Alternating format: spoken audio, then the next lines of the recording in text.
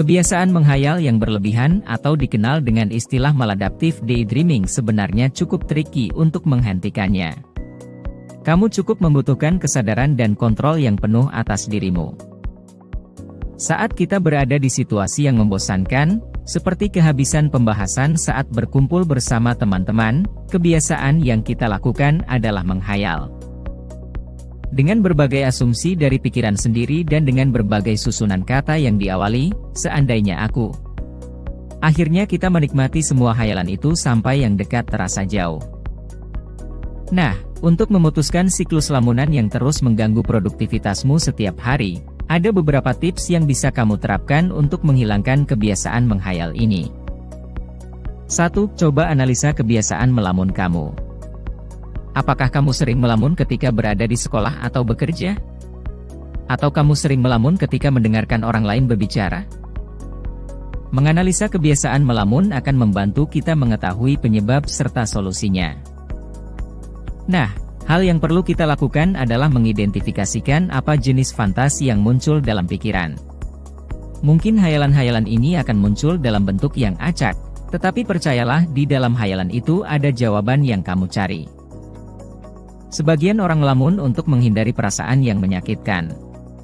Semisal, ketika kamu dimarahi, dibuli atau diperlakukan dengan tidak baik lainnya, mungkin secara otomatis pikiran acak mulai muncul dalam bentuk fantasi. Dan sebagian orang melamun untuk membayangkan kehidupan yang sempurna.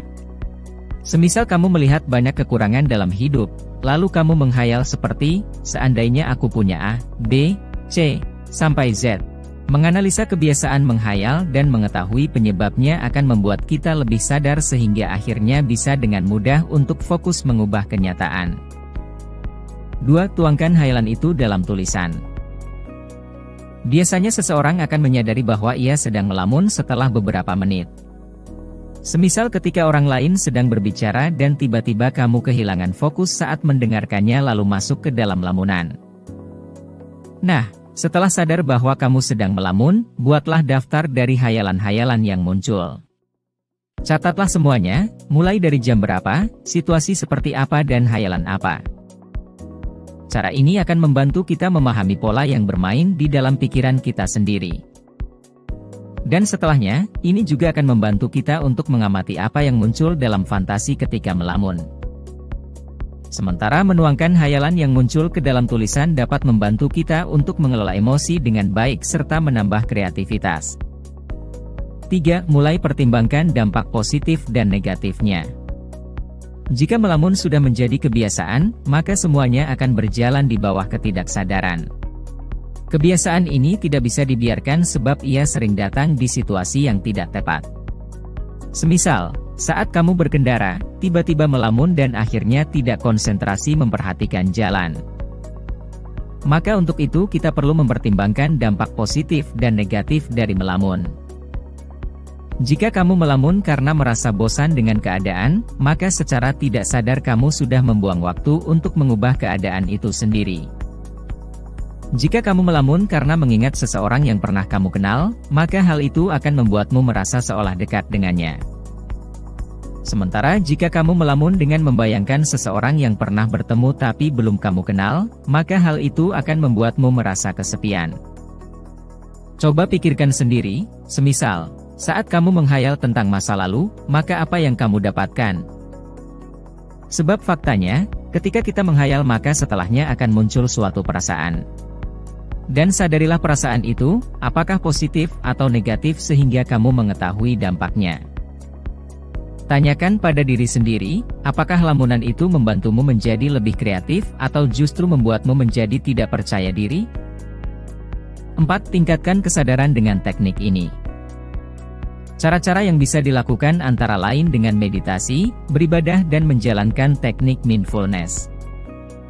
Ada juga beberapa teknik sederhana dalam meningkatkan kesadaran yang bisa kamu lakukan sambil beraktivitas, misalnya, katakanlah kamu menyukai buah apel.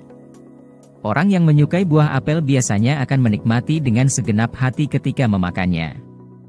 Bahkan mungkin akan memperhatikan warna, bentuk hingga baunya. Begitu juga dengan orang yang menyukai game online, pikiran mereka akan fokus di sana dengan kesadaran penuh dalam memperhatikan permainannya. Inilah cara sederhana yang bisa membantu kita untuk tidak mempertahankan kebiasaan menghayal lagi. Semisal saat mengerjakan tugas, bayangkan saja bahwa itu adalah pekerjaan yang kamu senangi, cari alasan-alasan yang kuat agar pikiran lebih mudah mengkonfirmasi bahwa kamu benar-benar menyukainya. Munculkan rasa cinta dan keyakinan bahwa kesuksesanmu akan lebih dekat lagi setelah menyelesaikan pekerjaan itu, maka secara otomatis semua hayalan akan hilang dengan sendirinya. 5. Tempatkan dirimu di sini, di masa sekarang ini. Menurut penelitian, 95% aktivitas kita sehari-hari dilakukan dalam ketidaksadaran. Dalam banyak hal kita bergerak secara otomatis layaknya sebuah pesawat autopilot. Semisal, ketika bangun tidur kita langsung memikirkan masalah hidup, lalu mengecek notifikasi di sosial media atau pesan masuk, beberapa saat kemudian bergerak dari kasur menuju kamar mandi dan seterusnya. Kita seperti robot yang sudah diprogram untuk menjalankan semua aktivitas ini dalam kehidupan sehari-hari dan ironisnya alam bawah sadar kita tidak selalu mengarahkan pada sesuatu yang positif.